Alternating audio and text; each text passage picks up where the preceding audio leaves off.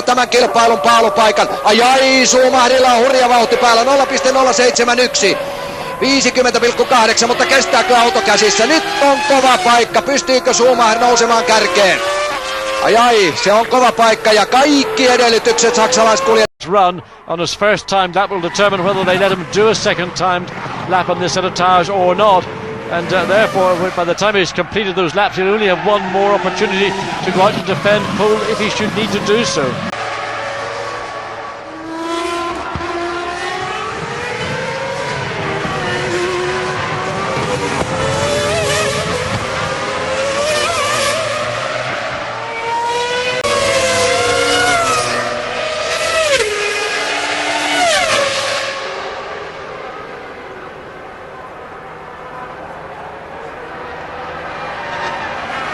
Hat das Michael Schumacher richtig Zeit gekostet. Obwohl er ihn in einer halben Runde geknackt hat, könnte Alonso hier maßgeblich profitiert haben.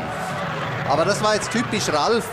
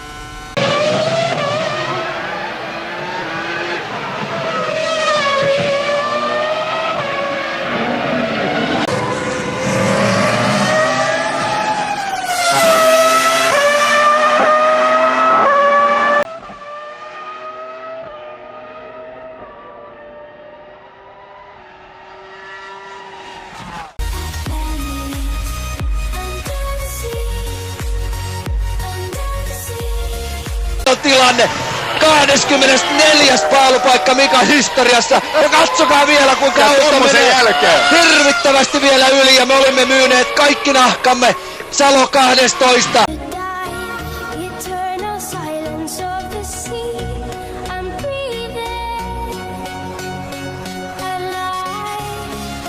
Kuka ottaa tämän kilpailun paalupaikan? Ai, Schumacherilla on hurja vauhti päällä, 0,071.